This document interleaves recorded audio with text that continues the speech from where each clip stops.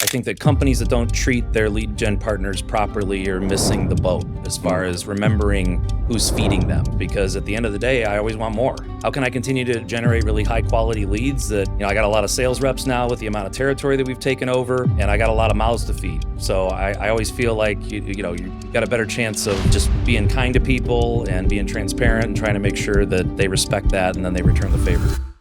I feel a lot of people that are very successful have come from call centers. My career, I started in 2011 at a small Renewal by Andersen dealer outside of Green Bay, Wisconsin. And I was the call center. Let's talk about home improvement, right? Because I feel like it's like a boom. As awful as COVID was, it created this boom in the home improvement industry for a couple of reasons. I mean, when people are locked up in their house, they're staring at their eyesore problem every day. They're like, we need new windows, we need new roofs, we need new bathrooms, we need new flooring, whatever it might be. A lot of really good lead generators, they struggle trying to get something like home improvement going. I think it's very competitive. I think there's a lot of, media buyers out there. There's the costs are going up to fight in the same space. How big do you think pay-per-call is going to be in the home improvement side? Yeah, here's the only thing that's concerning about it is the fact that a lot of customers now don't want to spend time talking on the phone. They want to text. That's true. The environment is forcing us to have to change who's going to be ahead of it and who's going to be making the changes or testing or tweaking certain things to see how you can get the best result.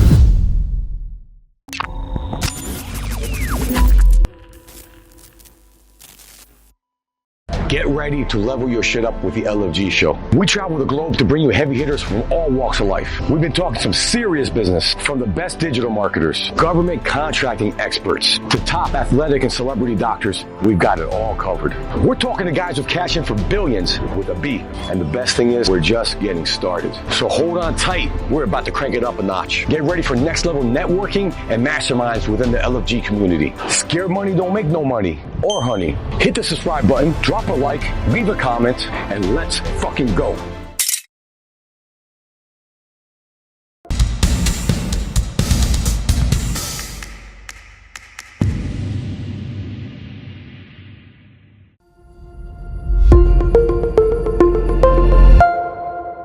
Guys, we're coming straight out of Las Vegas right now. We're at the Qualified Remodeler Conference. It seems like a very high quality event here. A lot of good people here. And we have one of the top known people in the home improvement industry, Eric Peschke of Zintex Remodeling Group. He's been in the industry for a long time, and I'm glad to have you on the show because our show, we have a lot of media buyers and affiliates on our show. We don't really have a lot of direct advertisers, so it's good to hear from a direct advertiser. These are the guys who are paying the bills at the end of the day, right? So we got to treat them right and give them good leads, Eric. That's right. Great to have you on the show, man. Thanks a lot. I appreciate the offer to attend. Yeah, and last minute too. This is we have Keith here, our VP on the biz dev side, that handles home improvement. He's like, I got Eric. He'll be at the show next week. He's like, he can get on the show. I'm like, great, let's get him on, man. So really appreciate the last minute doing this, man. If it's for any of our lead gen partners, I'm always happy to help out. Yeah, you are, and I can see that. I know we haven't worked together for too long, but you seem to really, and by following you on social media or LinkedIn, it seems like you seem to be a big believer in giving back, and it's not surprising. And you come from a family of teachers. Your wife's a teacher, so that's kind of what it comes down to, right? Yeah, I think that companies that don't treat their lead gen partners properly are missing the boat as far as remembering who's feeding them and who's taking care of them, and being able to spend a lot of time, nurturing those relationships. Because at the end of the day, I always want more. It's like, well, how can I continue to generate really high quality leads that, I got a lot of sales reps now with the amount of territory that we've taken over, and I got a lot of mouths to feed. So I always feel like you've got a better chance of just being kind to people and being transparent and trying to make sure that they respect that and then they return the favor. Yeah, and I say for one thing that I've been in the lead gen game for like 9 years, right? And the one thing that separates success and failure is really that transparency and the communication. I think you're very communicative. I'm on emails with you where you'll be very transparent. We say, hey, last month this was our goal. We hit the goal. We didn't hit the goal. This month we got to do this, and this is what I'm hoping to do. I want to hit this region or that region. And I think that's amazing. That's what helps. That's one of the reasons you guys have grown so much, because your role is so important. Having that good communication so everyone knows where we're marching towards. Yeah, it's a partnership. I mean, I want everybody to know that obviously that I'm looking at the numbers, so there usually nothing really gets by me about the performance of a specific source. I'm also transparent enough to where there's certain things within our call center or our sales team that we're trying to work on to perform better that could influence, the the quality of those leads. Like if we don't do our job, then, we're not going to see the cost of marketing where it needs to be and the net revenue where it needs to be. So, being able to be transparent to where it's like, these are the goals, these are the metrics, these are the things that we want to hit. So every partner of ours knows this is what we're trying to achieve. If we're not achieving it, we're working together to try to make sure that we have the best chance of the relationship working out. And then at the end of the day, if something doesn't work out, it's like, hey, we did everything we possibly could, both on my side, your side. I never want to, break a bridge or burn a bridge. Never want to have any kind of issues where I might need to go back to that lead partner at some point and say, hey, let's try again. Maybe they did some things that they were able to fix, optimize on their end. I did some things on our call center and sales side, and then it might work again. And that's happened a number of times. Yep. I want to get deep into that. But before we do that, let's talk about home improvement, right? Because I feel like, and I don't know if it was COVID, I'm eager to get your opinion, but it's like a boom. Like, I don't want to say it came out of nowhere. I feel like it's always been there, right? But the one thing I like about this vertical, and I got into this the whole lead gen space through the solar, right? Solar direct marketing. We're one of the top 5 lead vendors in the country.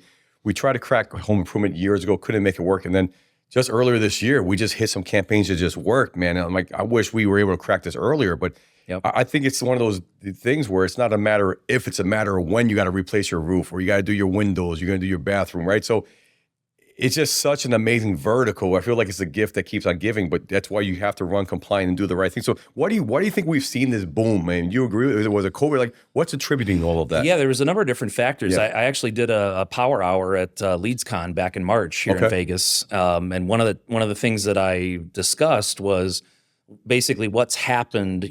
As awful as COVID was, it created this boom in the home improvement industry for a couple of reasons. I mean, when people are locked up in their house, they're staring at their eyesore problem every day. They're like, we need new windows, we need new roofs, we need new bathrooms, we need new flooring, whatever it might be. The other thing that COVID created was for the people that, had jobs, they couldn't spend any money on vacations, on sporting events, on, entertainment. So they're sitting there on a bunch of cash saying, well, we can't go do these things that we normally would be doing. Well, where's the best place to put your money to see the highest return on your investment? In most cases, it's everybody's home. So you saw people saying, myself, I did 2 different home improvement remodeling projects during 2020 and 2021 because I had a job, I couldn't spend it on vacation, and I'm like, hey, these are things within the house that need to get done. So we saw that boom, and coming out of that, the other thing that happened is once inflation started to ramp up, we saw lead gen partners start to raise the cost per lead, which we can absorb that to a certain degree. But then you also saw finance declines starting to go up, and that became a big issue. I'm hoping that we've seen the peak of it back this past spring. That was the highest finance declines that we saw in March and April, which, usually March and April for us are always peak months. But because we saw a very high finance decline rate, it turned out that they weren't. We've since seen the finance decline rate come down by about 10%. What's weird in my shoes is I'm looking and I'm going, well, what caused that? I'm glad that it happened, but the Fed didn't do the basis point reduction until September. So why did it come down in June, July, August? Maybe the banks just weren't lending out as much money and they said, hey, we got to open it up a little bit. And that's why it came down. But it's great that it's booming. I think the other side of it is that because of the interest rates being high and people not wanting to go out and buy a new home and take a new mortgage at a high interest rate, or what they consider a high interest rate. You ask my parents about their first house in the 80s and it's 8%. That's nothing. It was 18%. I was like, what does that amortization table look like? That's crazy. On what you're paying for that house at that rate. But mortgage rates being high, people aren't moving, selling, and buying as much, so they tend to be doing more remodeling. There's a new endeavor called Roofs in the Box. It's just, man, from day one, it's taken off. When I first started getting into the roofing industry, what was happening was my fixed costs were always there. And so for me, I was looking at how can we kind of, 1, save on these costs, and then 2, how do I not lay people off during down times but also maybe even the ability to pocket more money during the slow season or even the peak season. Since we've done this before, like with our lead gen companies where we have virtual staffing and from Argentina or Colombia, I'm like, why don't we do the same thing in the construction business? Now, once we figured it out, so we reduced their fixed cost by 70%. And so now during the downtime, they have real seasoned veteran type of players. But during the uptime, they pocket 70% of their operational costs are now going back in their pocket. And then when it's time to scale, they have the back end prepared, already ready to go to help them like lift off. Depending on what state you're in, you're averaging about 12.5% on what you pay out on taxes, insurance, all the different insurances that you have to pay out, right? So yeah, you don't have to pay out unemployment, you don't have to pay out FICA insurance, Medicare, Social Security, the things that business owners have to eat. Roofs in the box is not just limited to roofing or home improvement companies. You can use it for any services, right? You can use it for IT. We use them internally for data sales, for hygiene, for analytics. It doesn't even matter what the vertical is. It's like business in the box at the end of the day. Pretty much, yeah. Yeah, it's very fascinating. And I want to ask you, so finance declines, is that a result of credit or debt to income, or what's the reason for that? It's a combination of both, and it depends on the specific markets that that each company is in, as far as the difference in finance declines and what they see. I mean, I'm fortunate that between our vice president of sales and our owner, who are the ones that handle everything with the financing companies that we use, I mean, we've got 4 or 5 different lenders that we can use in a house. So when it's a finance decline on our end, it's like nobody's approving them. We did everything we possibly could to try to get them financed. Versus, if there's a company that says we only use 1 financing lender or 2 financing lenders, it's like, well, you might be losing revenue because you don't have a 3rd or a 4th one to be able to try to get the customer qualified. Yeah, and as a lead gen side, that's music to our ears, because obviously we're providing, the more leads you can convert, the more business we can transact, right? Yeah, What it comes down the to. more So money fact we're you going have- to spend. Yeah. That's been part of our growth and our trajectory has been obviously cultivating with our current lead gen partners. How can we get more? And then we've expanded to where we're covering 30 markets now. And that expansion's happened basically within the last 3 to 4 years. Wow, congratulations. That's Thanks. amazing. So where did you guys start off? Was it a regional company in the Midwest, and you just expanded No, from there? we were located out of, I live outside of Chicago, Okay. but the company that I work for is Zintex Remodeling Group. We're based out of DFW. Oh, okay. When I started in March of 2021, they had 4 markets in Texas. And we've basically since, and it's not because of me, but we've since grown into 30 markets in 8 states. And a lot of times it's taking those certain sources that you have that work in certain markets and deploying them into the new markets. It's, working with different manufacturers and being able to utilize their lead gen programs and opportunities that they have. So, it's really been a lot of fun. We've got a great team. Our leadership team is so much fun to work with. We're a group of characters. We like to have a good time and a laugh, and also make sure that the work's getting done. And I think a lot of the times I'm fortunate in that when I'm working remote, I've got such a great call center manager, CRM manager, where they're making sure that everything's being done, in the office.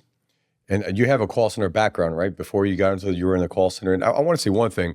I feel a lot of people that are very successful have come from call centers. I think a lot of people see a call center maybe as this like a dead end job. But if you get in the call center, man, you have that insight, and you realize, hey, I can grow. I can become a supervisor, a manager. Eventually, I can own my own call center. I can do this. I can do that. Yep. So I mean, I worked in the call center for numerous years, right? And it sounded like you did. And I think that when you have a lead partner or an advertiser that actually has been in the call center, they get it. Like, when it's the lead, or it's maybe something going on in the call center. I think like someone like you're not afraid to say, hey, something's going on in the call center now. This is what's going on. So I think that goes a long way. Would you agree? That experience? Yeah. I mean, the funny thing is I started, home improvement marketing, my career, I started in 2011 at a small Renewal by Andersen dealer in outside of Green Bay, Wisconsin. And it was a $2 million family owned and operated business. I knew the sales manager really well. He was the one that hooked me up with the job. Yeah. And I was the call center. Like, wow. I was, answering the phones, taking and setting all the appointments. I was the one confirming all the appointments. I was the one doing all the advertising. I mean, it was a small business. So the fun thing about it was that you're in the Renewal by Andersen culture, which I think is a great place to learn how to do marketing properly. And the second thing was that I was forced to do everything. So as my career has progressed and I've become responsible for call center, events and shows, traditional marketing, all the different things, there's really not one position that I've asked somebody to do something that I haven't done myself. So a lot of times it brings credibility when you're training and when you're asking about doing things, because it's like, I've been in your shoes. I know how to answer specific customer questions that they might have the appropriate way. And it's basically being able to just continue to train and replicate, as many individuals as possible to be able to generate that many more appointments. Yeah, I think that's great. And that's a true mark of leadership. You can understand being in someone else's shoes. They see that, they're willing to go the extra mile for you. So no wonder you guys have grown as much as you have. Yeah, it's been a lot of fun. It's been a lot of fun to be able to, move the needle, hire a bunch of people, you find quality people, you give them opportunities, you find out what's important to them, whether it's, I want to make more money, I want to have more balance in my life. It's like, what are you driven and what do you want to do? And how do you want to progress through the company? And then when you understand that, as a leader, you're able to say, okay, this is how we're going to get there. This is the blueprint to make sure that we're achieving what you want to achieve. And then, the backside of it is that, okay, they grow within the company and we're able to continue to go into new markets, because we know if we've got the leads and we've got the people to be able to convert them properly and we have the sales reps, we know we can see exponential growth. That's awesome. Now, going back to the lead gen side, I feel, correct me if I'm wrong, but I feel like a lot of really good lead generators or affiliates, media buyers, whatever you want to call it, it's all the same thing. They struggle trying to get something like home improvement going. And I have my thoughts about it. I don't know if it has to do with, it's just fragmented, right? Obviously, you're in 8 different states, 8 different markets, right? A lot of these guys used to run a nationwide, maybe like a Medicare campaign that's nationwide, homeowners, renters, whatever. And you can get there's more aggressive angles, whereas with homeowners, more home ownership, homeowner leads, and this home improvement, it's more like plain vanilla. You can't mislead, pull the wool over the homeowner's eye. You're going to know about it right away, right? Yeah. The leads they're saying government stuff or whatever. So why do you think media buyers struggle cracking that vertical so much? I think it's very competitive. I think there's a lot of media buyers out there. There's the costs are going up to fight in the same space. Mm-hmm. The spaces are relatively the same. Social media has been around obviously for a while, but that's kind of the new one. I think there's certain things and trends that we see when we're analyzing certain sources where, like an example would be, we typically would see a higher finance decline rate from a social media source. Mm-hmm. I don't know if that's because they're the customers that don't have good credit scores or don't have debt to income, they're spending more time on social media. I don't know. And that's not knocking social media sources, because, you do see a good chunk of net revenue, and you also have to try to be in front of, like, well, where's the customer looking? Where are they shopping? Where do I want to be in front of them?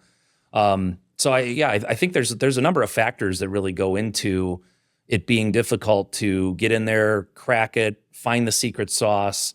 But I think one of the things that I try to do is, I'll usually give any lead source a chance. I try to continue to be stringent with my test periods. I try to test in the peak seasons, because it's like, man, if a lead source doesn't work in the peak season, it's not going to work any other time. Yep. And usually the peak seasons where my sales goals are higher, my marketing budgets are also higher. So if I test something, worst case scenario, it doesn't work out, it doesn't wreck my overall cost of marketing in those months. I'm able to, to absorb testing a couple lead sources. So, but I'll always have a conversation with anybody. Somebody hits me up on LinkedIn and they're like, hey, this is what we do. I'm like, okay, I'll make some time for you. Get on a call, find out what I don't know, and look at the opportunity to see if we can do business together. Yeah. And so you sound like you're and I believe that you're very open to test new sources, but how do you vet them? Because there's so much, I think let me know if you've seen this, but there's an increase in fraudulent leads, people, farms that are putting in fake information in there. You see, we'll talk about pay-per-call later, but pay-per-call is laden with that. Yeah. With freaking people trying to put transfers through that they say are inbound calls. So how do you kind of protect yourselves at the same time? Because you do have to test like anything else, but how do you protect yourself in the company at the same time? Yeah, the first thing is that we started working with Active Prospect back in the beginning of 2022. Mm-hmm. And the fact that they're going to be automatically rejecting any duplicate lead that I have, and then I've negotiated with that vendor like, hey, if you get an auto reject on a dupe, I don't want to pay for it because I've already got the lead. Making sure that we have trusted form, making sure that we're TCPA compliant. I mean, all those different things. I don't want to say that eliminates certain lead gen partners because it's like, hey, everything's going through our active prospect, and if they can't push everything through the right way, we're not going to accept it.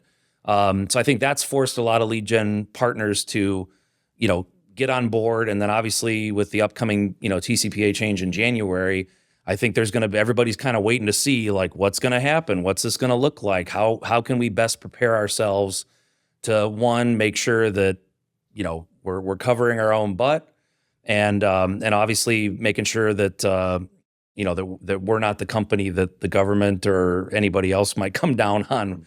I'm going to be interested to see what happens with the, the first case, and then how it's handled and what the fine might be. Yeah, that fine's going to be interesting. We'll see what happens. I mean, someone's going to get it. Yeah, no matter who. It's a matter of trying to make sure that it's like, hey, we want to make sure it's not us. I think we've done a pretty good job. I'm fortunate that between my call center manager and my CRM manager, they are very versed, and it forces all of us to get better. It's forcing us to learn something else, to where the last LinkedIn post I think I put up was, it's like, well, everybody that's having to make these TCPA changes and get this education should get some sort of an honorary law degree. Yeah, because that's what it feels like. You're having to learn, the ins and outs and prepare for it the best way that you can. Yeah, that's all you can do. And there's so much like gray too. It's subject to interpretation. I went to one of these conferences, I think it was TCPA World or something in Florida. And it's funny, like one attorney will interpret it this way, the other one interprets it this way, and you don't know which one is right. Yeah. And it just comes down to sometimes a freaking luck, man. I mean, you guys just like you said, you can't be 100% at risk, where you want to minimize. You want to get to like maybe 99.9%, right? Yeah. That's what you want to do. Yeah, I mean, you want to protect yourself as much as possible because of what's at stake. And it's having the right partners. It's going through the process of, looking through every agreement. We've had multiple meetings now with our TCPA attorney that we've retained to make sure, and sending all of our lead gen partners disclaimers, everything over to them so that they can take a look at it and say, you guys are in the clear, or these are some things that need to be changed, well before the law goes into effect. Yeah, 100%. Yeah, it's awesome, man. I'm glad that you're doing that. I know some people that they're like, we're going to wait to the last minute. You got to get ahead of it. I know a lot of clients, I don't know if you're doing it, they're having us, we're about to hit 90 days, I think, today or tomorrow before it's go. They want these changes made effect now or November 1st, right? So are you guys doing that too? Yeah, the reason is because, you're in most states, you're able to call a lead up to, up 90 days old. Yeah. So when that new law goes into effect January 27th, basically that lead has to be compliant. So if you were to be calling a 90-day-old lead on January 28th, it needs to be compliant as of October 28th for the one-to-one consent.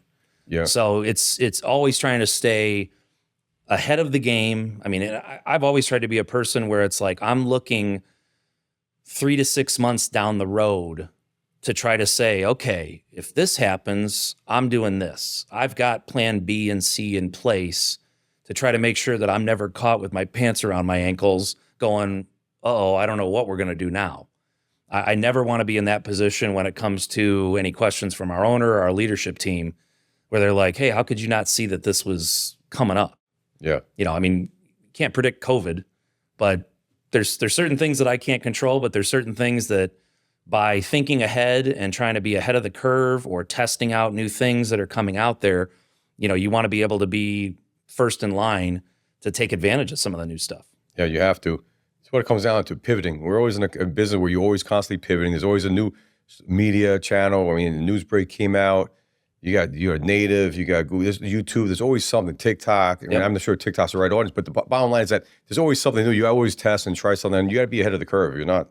Yeah, you're not going to be able to survive. And when we test sources, the nice thing is that through our CRM, every one of our lead gen partners is getting either a daily or a weekly disposition report. So they're seeing exactly what's going on with those leads. I'm usually getting on a weekly call with that particular partner to where we're looking at it and saying, okay, this is how many sets we got. This is how many runs, how many demos, how many, gross sales, finance declines, net sales. and where our cost of marketing is. And I think a lot of I've been surprised that a lot of our lead gen partners have said, like, there's not a lot of companies that are willing to share their disposition data. And I kind of ask them, like, well, why is that? Like, it's that lead gen partner's leads. Are they scared to share it because it would expose that they have a problem in the call center, or that they have a problem with being able to close in the house? And it's like, well, if you know that that's a problem, like, work on fixing it. Don't not provide the information back to the lead gen partner because they can't optimize off of it. So I always want to be able to provide my lead gen partners with enough information, or as much as I possibly can, that's going to help them optimize their campaigns.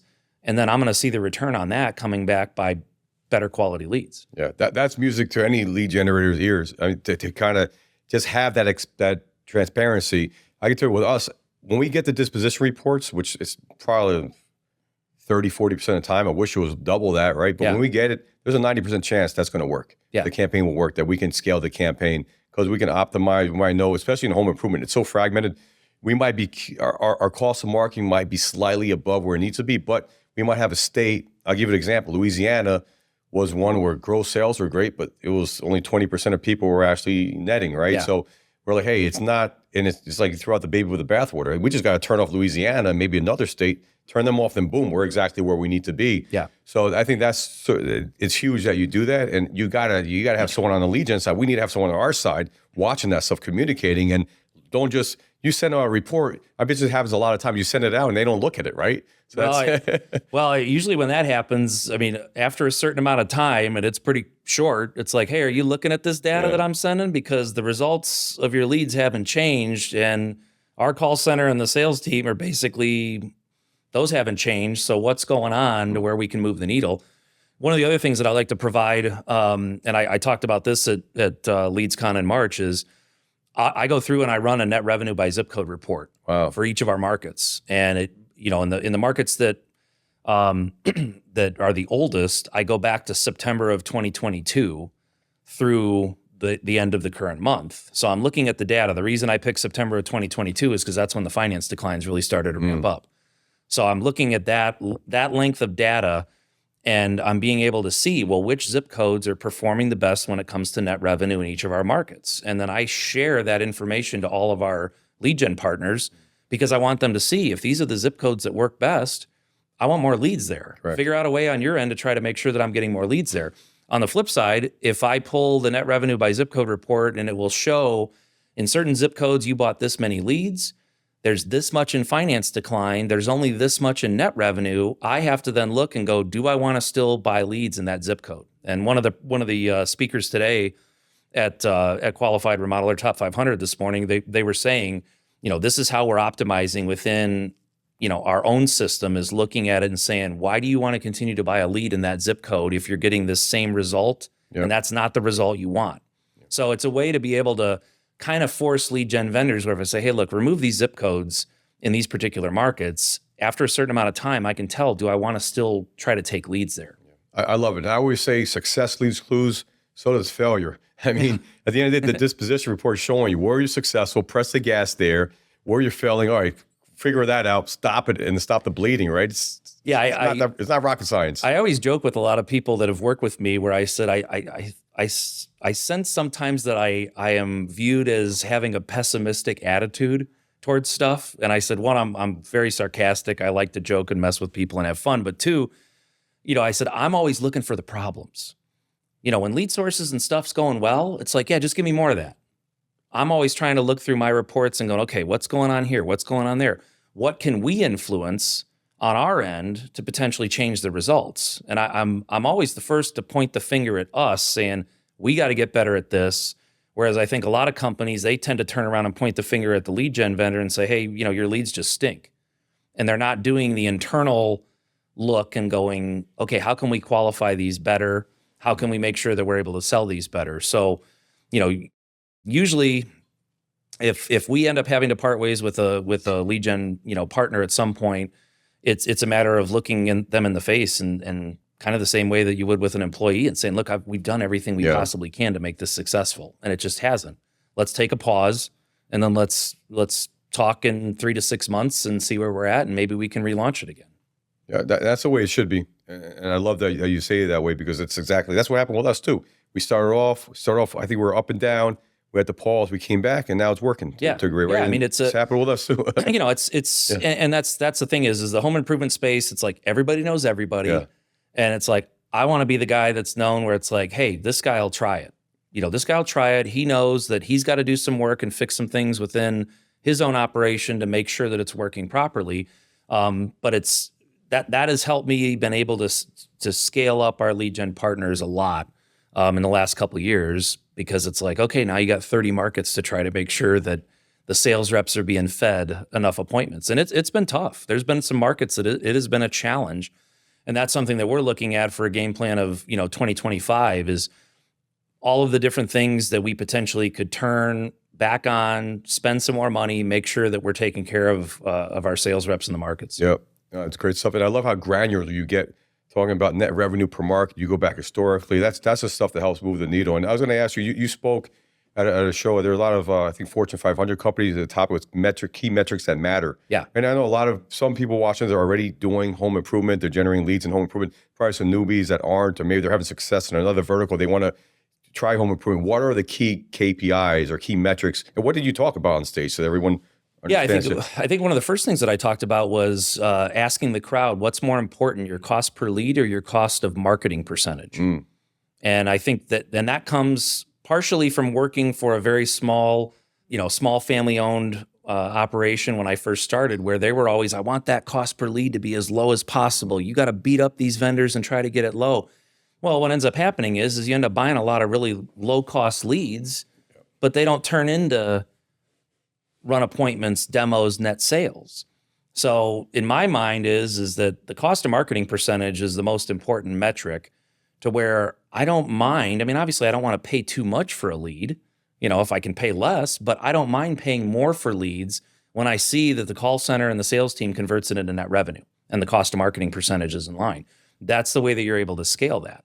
So that was one of the key metrics that, I tried to go over, and it's like, there are certain ways of being able to negotiate with a lead vendor to where you say, like some vendors will provide credits on leads. And usually I'm like, look, I've got so many different lead partners in so many different markets. I don't want to have to take the time to log into your site to request these credits. Like it's time is money. Can you give me $5 or $10 off of every lead? And I'm not going to bother you about credits, and let's see where the cost of marketing ends up there. And a lot of times everybody's like, yeah, it's a win-win, because they're not having to go through and do the credit requests on their end either. Tedious. Yeah. Time to so do it's, it's just, there's certain ways to just be as efficient as possible. And I think that's one of the things that I bring is the long-term look at understanding the KPIs, understanding your metrics, understanding, hey, this is a problem. What are we going to do to fix it? Not after the month is over with, but right now. What are the things that we can say, we need to get better at this, we need to change this, tweak it, whatever you want to say, but we need to change it to see what happens, and then look at the results, after that, and go, hey, did it work? Yep. Great stuff.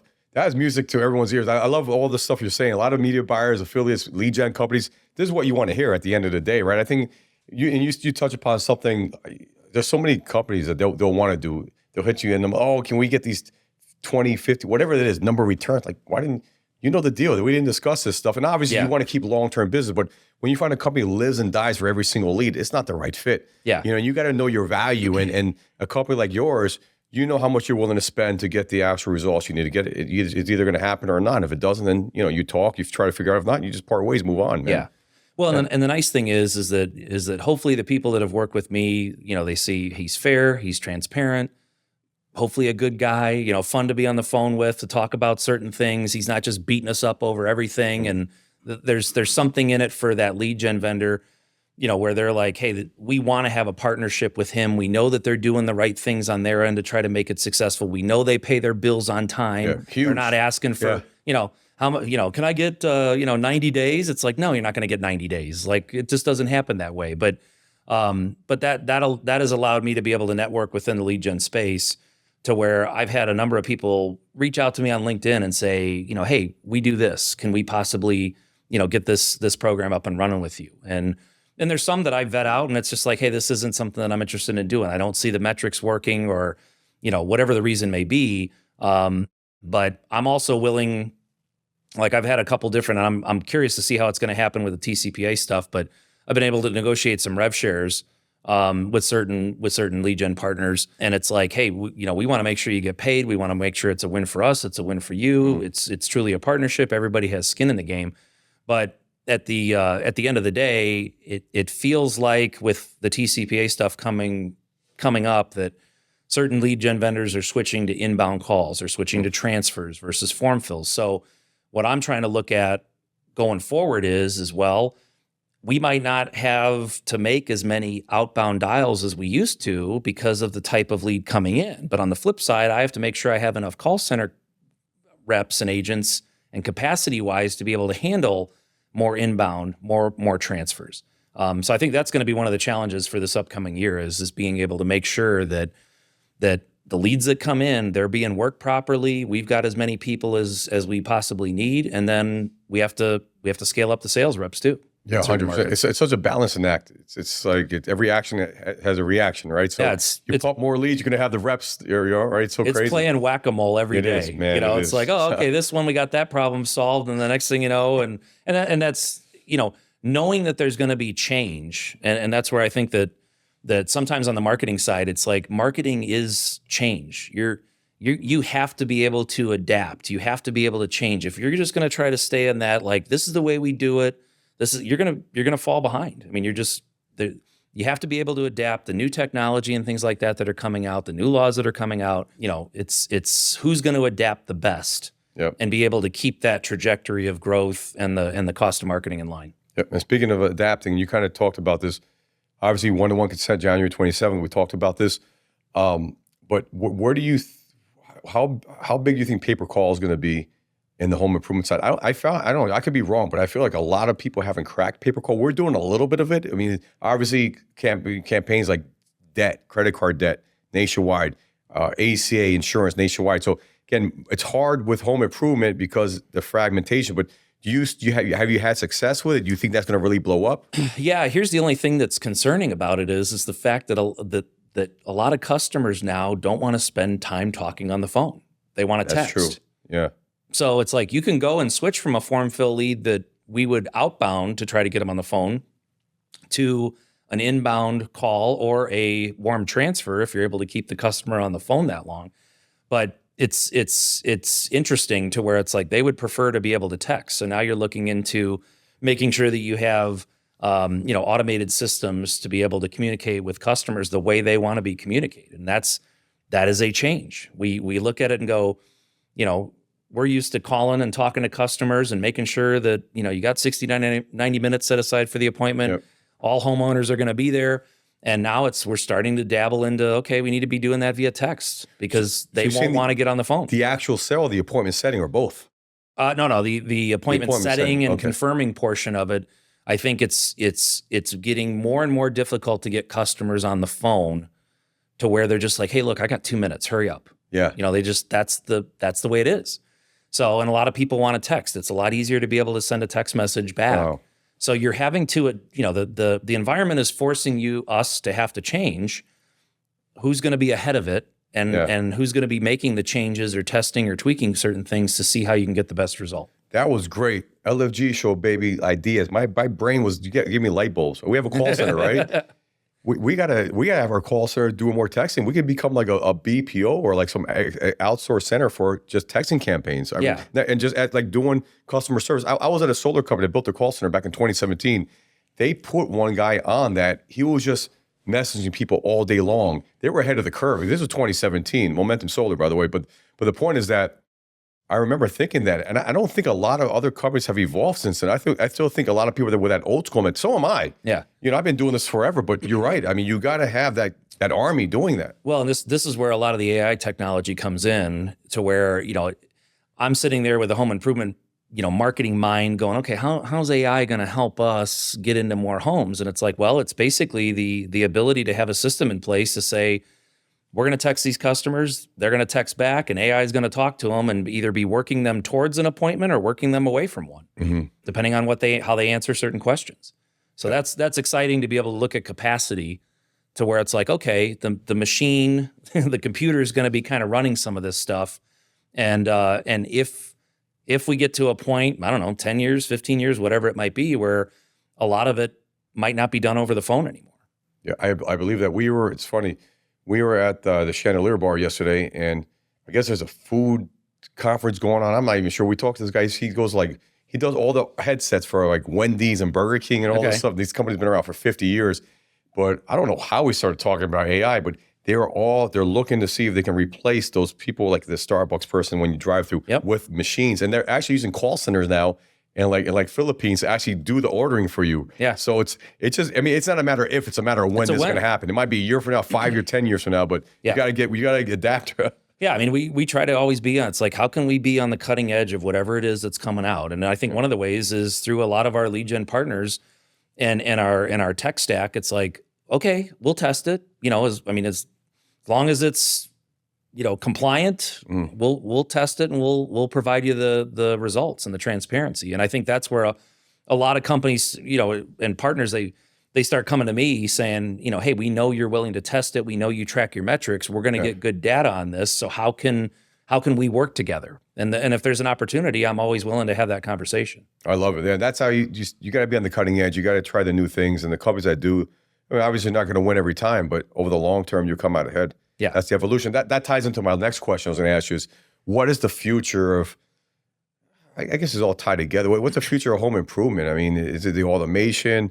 Ties into like the future of lead gen? What is it? Because obviously the thing is, a home's never, people are going to live in their homes. That's not going to change. And I've read somewhere that people spend like, I think $8,000 a year on renovations, improvements, or this thing or that thing, right? So that's always going to happen. But where do you think what's the future of all this? Well, in the last couple of years, you've got private equity coming in, looking at the home improvement model, saying, okay, this is a big space, and we're not getting involved in this. They might have missed the boat years earlier by not being involved. Now they are getting involved into it. And I think unfortunately it's one of those things where you're going to see these mom and pop home improvement companies that are small disappear because they're not going to be able to withstand the cost per lead increase that's going to happen. They're not able to get enough leads from the sources that they used to be able to get the leads from. You're going to see a lot of these private equity owned companies or larger non-private equity companies. You're going to see them, because of their budgets, be able to take more market share. And it's kind of the Walmart effect. It's like you're going to see the local hardware store go out of business because that Walmart's in place. And that's, I'm not opposed to that. I think it's just a matter of knowing that there's going to be some smaller companies that are not going to be able to afford to do business anymore. I know a lot of you guys are doing pay per call. A lot of you guys have call centers. We got AI in the house. We got Neil Billick. He's the founder and the CEO of All Rise AI. They're doing big things. I'm a user of his service. We are coming in immediately 4Xing contact rates for clients. What we found in my BPO when I ran it and deployed the AI was we had 30-second wait times before the deployment between connections. And my guys were making about 500 connections a day. Times 30 seconds, we were wasting 250 minutes a day per head in a call center. That's 4 hours. That's half 4 hours, day. half their day, or half their wages being spent on them waiting for a call. Yeah. The reason your wait time's high is when you're calling out, you have an abandon rate you have to stay under of 3%. That's programmed in your dialer. If the AI is weeding that out, and I think that's the benefit, it's collapsing time frames, it's helping your top producers produce, which is what you want them to do. People are afraid AI is going to replace call center agents, and it may, but right now, use it to maximize your human resource. So leveraging it for the tools it can be to do exactly what you're saying. Let the humans do what they can do best. Let the AI get cursed out. Yeah. I don't know if you saw this article, I think it was like 2 weeks ago, it was in the Wall Street Journal, where it said, you're talking about the new millionaires in America, and you would think it's like some AI guy or some tech people or crypto guys or whatever. It's like the old schools, the plumbers, the HVAC guys, the roofers, and they talk about that, how these mom and pops, they didn't expect to be rich. They just wanted to make some money, just survive. And then the private equity money's coming, they're scooping these guys up, and they're becoming part of these exits and whatever. So does that makes you wonder if that's like, I'm not saying it's a bubble, right? But that's what you're talking about is more like consolidated maturation, what's going on, right? Yeah. And I feel like, is that a sign? And I agree with you. I think that is where it's going long term. Well, I think one of the biggest concerns that we see, and I'm hoping the current cost of college might help this, is there's not as many people going to the trades. So every year you've got certain tradesmen that are retiring, and you don't have the amount of people coming in as a young age that say, I didn't go to college. What can I do? Well, learn a trade. Get on a trade, because there's going to be so much opportunity for you, because there's been this gap of not as many people going to the trades. So when you look at unfortunately, college kids coming out and they've got 6 figures worth of debt, and it's tough to find a job, it's like, well, I know that you want the college experience. I get it. I get it. It's a fun time. You only go through it once. I understand that. But long term, how long do you want to be paying these student loans? Could you have come out of high school and said, look, instead of going on the hook for this much and going to college, I'm going to go learn a trade. And when your friends that have that 4-year degree come out of college, you've got 4 years of experience, and you might be making 6 figures. Because there's such a demand. Too. Oh, yeah. So the guy's doing 200, 340,000 a year. There's such a demand. I mean, my wife's a high school teacher, so we always have conversations about different things that are going on with her, with her students. And they've got a program set up at her high school where they're sending certain kids that want to get into the trades to the local community college and saying, go get there, go get licensed, and then there's plenty of work for you. Yeah, I think it's the way of the future, and that kind of ties into what I asked you right now. Where's this whole industry going, right? And no one really talks about it. Like Keith or Regan, our team talked about it last week. We had a RoofCon, and we did an interview together. And he was like, you know what? I told these kids, don't go to trade school, right? Yeah. Learn something. I mean, it kind of makes sense. Think about how expensive it is, man. It is. It's getting. I mean, it is getting crazy to think that you have to spend and go on the hook for this much for 4 years of your life, and then if you don't get that job that you went to school for, which some people don't. I'm a good example of it. I never would have thought in college I'd be a home improvement marketing manager. But yeah, you're going on the hook for that much money, and you got to pay it back. Well, you should pay it back. But basically, you're going on the hook for that much, and then the next thing you know, it's like, okay, now I'm working this job where I don't know if I can pay those loans off, and it's like, well, if you would have went into the trades.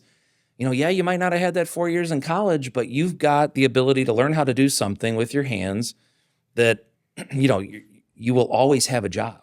There will always be work out there for you, as long as you're doing it right. 100%. We had an issue with a sink a couple months ago. My mother-in-law got sand, like a little tiny amount of sand in Miami. Plumber came with like 2 minutes. It was like $500 for this thing. Yeah. And it's like, man, I mean, these plumbers are doing good, but you need it done. If not, your sink is out. It's on the fritz. It's a supply and demand. It's like they can charge whatever because there's not as many of them out there to take care of it too. Yeah, that's what it comes down to. It's going to be interesting to see, how, like, okay, is it going to start to shift back again where not as many kids are going into college? They don't look at it as valuing that 4-year degree, and they figure, hey, I need to get out of school and start making some money, and this is a way to make sure you always have work. Well, you're a historian, right? You like history, but I do too. But history repeats itself. It does. Is what it does. So maybe you're right. Maybe the pendulum's going to swing to that side. One of my buddies from New Jersey's daughter wants to go to University of Miami. I had no idea. I was shocked. It's $95,000 a year. If are you creating me? Because I went to NYU. I started off in '97 was $30,000. By the time I left, it was $36,000, which was a lot. I graduated with $120,000 student loan debt. Yeah. And I can't imagine these kids now. I mean, that cost of that inflation's out of control to go from 30 to, I don't know, I think NYU is like 80 now, but I was shocked, 95,000 a year. And that's now, like when my kids go to college, I have a daughter, 6 years, she'll be, what's it gonna be, 120, 130? Yeah. I don't get it, man. Yeah, it's crazy. And and I just feel like it's tough to try to explain to somebody that might be 17 or 18 years old how important these 4 years can be. I want you to go have fun, but you can set yourself up to have a great future by doing the things that you need to and getting a job and paying off your student loan, or you could set yourself up for a rough time in your 20s, trying to figure it out. And so it's just, they never want to listen to the old guy, you don't know what you're talking about, but it's like, okay, well, if you got 6 figures worth of loans, I don't want to hear it. You know what's coming. Yeah, 100%. And now the rates, I mean, when I went to college, I think I graduated, my rate was like 2.5 or 3, I consolidated them. I don't even know what they are now. It must be double that, so that's the other thing. So this is great. I mean, you touched upon so many things and we really went deep, which I appreciate. That's what I wanted the audience to hear, and especially the audience listening, because I feel like a lot of people are missing the boat on home improvement. They either can't crack or they're focused. There's a lot of shiny object syndrome. I know you've been to a lot of the marketing shows, and there's always something that's hot, right? A few years ago it was crypto. You have the insurances, you have the Obamacare, Affordable Care Act stuff, and a lot of that stuff is here today, gone tomorrow. But home ownership, everyone wants to own a home, right? There's going to be something, whether it's the windows, the floor in the bathroom, it's always going to be something going on. So I feel like if you can crack that, it's evergreen. It's always going to be around. Yeah, and it's having the people, the right people and systems and process and procedure and things like that in place to be able to take advantage of a wave. There's been certain times this year where it's been difficult to predict, like, hey, is this going to be a good month, or is this going to be a month that's, just okay? Well, if we always have the people and the process and procedures and things like that in place, we're able to take advantage of that, where all of a sudden we start breaking company records in successive months. And it's like, well, it's because we got the right stuff in place. And there's always things that I look back on and go, oh man, I wish we would have had, this is something we can improve on, to where we could have even broken the record that much more. But that's the way that you learn, and that's the way that you adapt to, to the 2025. Yeah, that's awesome. I love that you think that way. So last thing, obviously a lot of media buyers watching this. What kind of leads are you looking for? What kind of KPIs? And then obviously it's bathroom, right? Yeah. So we do bathroom remodeling. We try to stick to just the wet space only. That's the easiest way for us to be able to turn the jobs faster. And looking for customers that are looking to replace their shower, shower to shower replacement. We do a little bit of bathtub replacement. The hottest product right now is the tub to shower conversion, and for two reasons. One, customers that are of a certain age, aging in place customers, they look at that bathtub and go, if I fall, I'm going into the nursing home or assisted living. And we want to make sure that we're able to do everything possible to keep customers in their home. So they're saying, take that bathtub out, put a walk-in shower in with a bench seat that's easy to step in, and then they have a much smaller risk of having a fall. The second reason for the younger crowd is that they typically don't take baths anymore. They're like, hey, I don't have the time. Wow, I didn't think about in and out that. of the shower, let's go. Wow. I got stuff to do. So that's the tub to shower conversion is basically the hottest, most popular product that we see. So, those are the kind of leads that I'm looking for, whether it's a form fill lead, whether it's a inbound phone call, whether it's a warm transfer. We do have it in place with a lot of our lead gen partners right now, where we're providing them our collateral to be able to provide branded leads.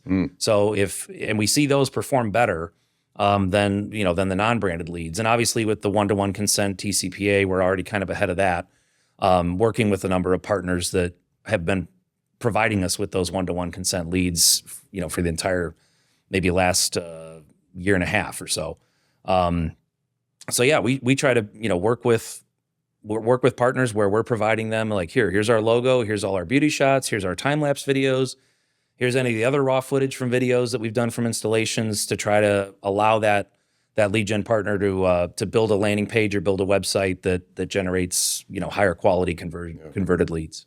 Yeah, you set them up for success, right? Yeah, I mean, That's what it comes down to. And that's a true part of the partnership. It's like, I want to be able to say, and I rarely have to have these conversations, but I want to be able to say, like, is there anything else that you need from me to make ththese results better? And kind of put a little bit of pressure on them. And that part of that is just the constant communication. One of the speakers this morning talked about it, where it's like, don't just set it and forget it. You have to be in front of those lead gen partners all the time. And if they have account reps where their job is to go through and look at, like, how can we make this better on their end? I want to be in front of them, because I feel like, well, if they know the call's coming up with Eric, then they want to be able to provide me with, like, hey, this is what we're doing. This is how we're trying to fix this. Or a lot of times I'm telling them, like, hey, this is going crazy. It's awesome. How do I get more leads? How can I continue to scale it up to where our invoice from them gets bigger and bigger and bigger every month? That's great stuff, Eric. You heard it. There's a partner's willing to work with you. You do the right thing by him, he'll do the right thing by you. Also, I want to say one thing. Your LinkedIn is great. Follow him on LinkedIn. A lot of industry knowledge. That's what we need to know. We need to grow together. We need to learn together. So any other recommendations you have in terms of what's good? If someone's trying to crack and get into this industry, what else? Any other resources that are good for them, learning more about, whether it's LinkedIn, anything else? Yeah, I mean, I use LinkedIn a lot. I mean, I'm on Facebook. I mean, I don't have I'm not active on Twitter or on TikTok or anything like that. I mean, I pretty much use LinkedIn for a lot of the, work related relationships. And fortunately, I could care less about the number of followers I have. I mean, it's like, everybody gets, oh, you got 5,000, you got 10,000. It's like, I just like the fact that there's so many people that know people. And then they're like, hey, have you talked to this guy about, what he's doing? And that's the way that I've been able to make a lot of the, the long-term relationships that we have, is just through that, like, hey, this is somebody you should be working with, reach out to them. Yep. And being receptive versus getting a message from somebody, and saying, no, I don't have time. It's like, no, I got time. I'll make time. It might be 2 weeks from now, but it'll happen. It'll happen. Yep. So that's been exciting. It's been exciting to see that there's been a lot of growth, sustained relationships, ones that we want to continue to be able to grow.